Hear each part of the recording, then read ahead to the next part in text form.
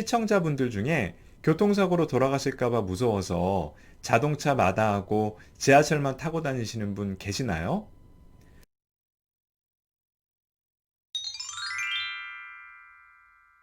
안녕하세요. 속편한TV 현일식입니다. 그동안 잘 지내셨죠? 구독자분들 중에 새해 계획을 30번씩 꼭꼭 씹기로 세운 분들이 많은데요. 그 어려운 꼭꼭 씹기 잘 실천하고 계세요? 꼭 성공하셔서 2020년은 속 편한 한 해가 되시길 바랍니다. 오늘은 이전 영상에서 예고해드린 대로 쓸데없이 위암 걱정을 하게 만드는 위축성 위염과 장상피화생에 대해 말씀드리려고 합니다. 막장 드라마 하면 어떤 대사가 가장 먼저 떠오르세요? 저는 너희들은 사실 배다른 남매다. 이 대사가 가장 먼저 떠오르는데요. 사랑하는 연인이 결혼까지 약속했는데 알고 보니 서로 남매지간인 거죠. 이때 주인공은 서로 부둥켜 안고 울면서 이렇게 이야기합니다. 차라리 남매인 줄 모르고 살았더라면. 네, 말도 안 되는 이런 상황이 실제 있지는 않겠지만 우리는 살면서 차라리 모르고 사는 게 나은 경우가 참 많아요. 어릴 적 라이벌이었던 동창이 나보다 잘 나간다는 이야기를 듣거나 또는 직장 동료가 내 험담을 했다는 이야기를 누군가를 통해서 전해 들었을 때 이런 일들은 차라리 모르고 지내는 게 더 낫겠죠. 몰랐더라도 아무 일 없이 잘 지냈을 텐데 괜히 알게 돼서 마음만 쓰게 되니 말입니다. 제가 생각하는 차라리 모르고 지냈더라면 1위는 바로 오늘의 주제인 위축성 위염과 장상피 화생입니다. 위축성 위염과 장상피 화생이 무엇인지 먼저 간단히 말씀드리겠습니다. 이 두 가지 만성 위염의 원인은 주로 헬리코박터균이에요. 헬리코박터균에 감염되면 위 점막에 염증이 생기고 이 염증이 오래 지속되면 위 점막이 얇아지는데 이러한 현상을 위축이라고 합니다. 너 왜 이렇게 기를 못 펴고 위축돼 있어? 라고 말할 때 바로 그 위축 맞습니다. 이런 위축 현상이 상당히 넓게 진행될 때 위축성 위염이라 하는데요. 위축된 위 점막은 위 상피세포가 없어진 상태이기 때문에 이 위 상피세포가 없어진 자리에 장 상피세포가 대신 자라나면 위 상피세포가 장 상피세포로 바뀌었다는 의미로 장상피화생이라고 부릅니다. 위축성 위염과 장상피화생이 이렇게나 많고 또 위암 걱정에 밤잠을 못 자는 사람이 이렇게나 많은 나라는 우리나라가 전 세계에서 유일합니다.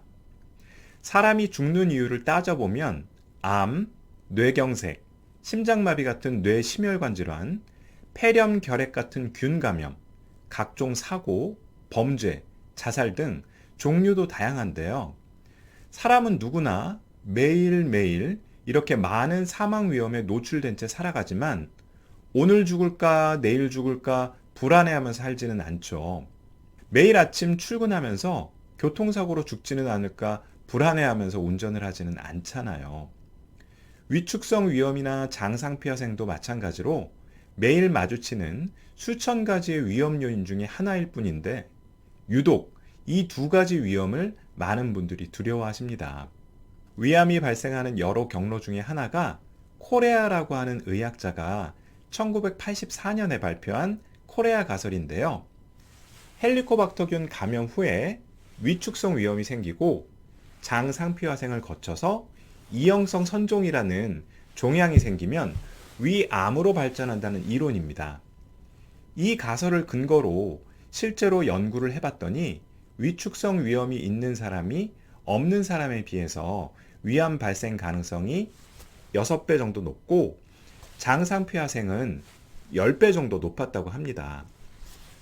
이런 이유로 국가암 검진에서는 위축성 위염이나 장상피화생으로 진단받은 사람들을 위암 발생 위험이 높은 고위험군으로 분류하고 위내시경 검사를 정기적으로 꼭 해야 한다고 권고하고 있습니다. 현재 전 국민을 대상으로 국가에서 시행하는 암 검사는요, 위암, 대장암, 유방암, 자궁경부암 4가지인데요. 유일하게 위암 검진만 검사 결과에 따라서 당신은 위암 고위험군입니다 라고 친절히 알려주고 있습니다. 내가 위암 고위험군이라는 진단을 받으면 어떤 생각이 들까요? 아이고, 잘 진단해주고 친절히 알려줘서 고맙네. 앞으로 검진 빼먹지 말고 잘 받아야지. 이런 고마운 마음이 들까요? 아니면 지금까지 아무 문제 없이 건강하게 잘 지냈는데 내가 위암에 걸릴 수 있단 말이야? 아직 애들도 어리고 대출금도 다 안 갚았는데 어떡하지? 하는 불안한 마음이 들까요? 2006년에 전국 40개 검진센터에서 성인 2만 5천 명을 대상으로 조사해 봤더니 그 중에서 27.1%가 위축성 위염으로 진단받았습니다. 다시 말해서 길가에서 마주치는 성인 3, 4명 중 1명은 위축성 위염이라는 말입니다. 우리나라 20세 이상 국민이 4천만 명이니까 대한민국에는 1천만 명 정도의 위축성 위염 환자가 있다는 말인데요. 서울 시민이 1천만입니다. 다음으로 부산 시민이 340만이에요. 도대체 전 세계 어느 나라에 수도 전체 인구가 환자인 나라가 있습니까? 머리가 둘인 사람만 모여 사는 나라에서는 머리가 하나인 사람이 나타나면 저 사람 머리가 하나라서 큰일 났다 하고 난리가 난다는데요. 위축성 위염이 이렇게 많은 나라에서 내가 위축성 위염이라는 사실이 과연 큰 의미가 있을까요? 장상피화생 환자는 적지 않냐고요? 그럼 다음으로 장상피화생을 보겠습니다. 같은 연구에서 전국 성인 2만 5천 명 중에 장상피화생으로 진단받은 사람이 7.1%라고 합니다. 우리나라 전체로 본다면 280만 명 정도가 장상피화생이라는 말인데요. 인천광역시 전체 인구가 딱 280만 명입니다. 만약 어떤 나라에 광역도시 전체 인구가 심각한 병을 가지고 있다면 이 나라 곧 망하지 않을까요? 너무나 많은 위축성 위염, 또 장상피화생. 과연 걱정하고 불안할 만한 가치가 있을까요? 서양은 우리나라와 달라서 헬리코박터균을 가지고 있는 사람도 적고 위암 환자도 적을 뿐만 아니라 전 국민을 대상으로 내시경 검사를 하지도 않습니다. 따라서 위축성 위염이나 장상피화생으로 진단받은 사람이 아주 드물죠. 게다가 내시경 검사가 대중화되어 있지 않고 검사 비용도 비싸기 때문에 매년 정기적으로 내시경 검사를 받는 것은 언감생심이에요. 해외 교포분들이 보험 적용을 못 받으면서도 멀리 비행기를 타고 우리나라에 와서 건강검진을 받는 이유가 바로 이런 이유 때문이거든요. 이처럼 서양에서는 위축성 위염과 장상피화생이 워낙 드물기도 하고 정기적으로 내시경 검사를 받는 것도 큰 부담이기 때문에 특별한 놈으로 취급하지만 우리나라는 너무 흔할 뿐만 아니라 내시경 검사 받기도 쉽기 때문에 위축성 위염과 장상피화생이 특별한 존재가 아니에요. 아무리 그래도 위암에 더 잘 걸리는 건 맞지 않냐고요? 맞습니다. 위축성 위염은 6배 정도, 장상피화생은 10배 정도 위암 발생 가능성이 높은 것은 엄연히 사실이에요. 그렇다면 위축성 위염이나 장상피화생이 있다고 해서 매일 위암 걱정을 하면서 살아야 할까요? 2017년 통계를 보면 우리나라에서 위암에 걸린 사람은 10만 명 중에 58명, 퍼센트로 따지면 0.058%입니다. 하지만 반대로 말하자면 99.942%의 사람은 위암에 걸리지 않았습니다. 내가 위축성 위염이나 장상피화생을 가지고 있다고 했을 때 나는 위암에 걸리지 않은 99.9%에 속할 가능성이 높을까요? 아니면 0.1%도 안 되는 위암에 속할 가능성이 높을까요? 집으로 가는 단 하나의 외나무 다리가 무너질 가능성이 0.1%고 무너지지 않을 가능성이 99.9%라면 다리를 건너서 집에 가시겠습니까? 아니면 다리가 무너질까 봐 무서워서 노숙을 하시겠습니까? 어떻게 생각하세요? 다른 예를 들어보겠습니다. 지하철을 타고 다니는 것과 자동차를 타고 다니는 것을 비교하자면 어떤 교통수단이 교통사고 사망 가능성이 더 높을까요? 모르긴 몰라도 자동차가 지하철보다 사망 가능성이 수십 배 이상 높지 않을까요? 하지만 시청자분들 중에 교통사고로 돌아가실까봐 무서워서 자동차 마다하고 지하철만 타고 다니시는 분 계시나요? 한두 분은 계신 것 같은데 대부분은 그렇지 않으시네요. 왜 그럴까요? 네, 맞습니다. 물론 자동차가 교통사고 가능성이 훨씬 더 높은 건 알지만 그렇다고 해도 실제 교통사고로 사망하는 경우는 극히 드물고 또 자동차로 다니는 것이 훨씬 편리하기 때문이죠. 그래도 사고 가능성이 없는 건 아니니까 사고에 대비해서 차에 타시면 뭘 하시죠? 네, 바로 안전벨트를 매시죠. 위축성 위험이나 장상피 화생도 똑같습니다. 둘 다 위암 발생 가능성이 높은 건 맞지만 그렇다고 해도 위암이 발생할 가능성보다 위암이 발생하지 않을 가능성이 몇백 배 이상 높기 때문에 걱정하실 필요가 없어요.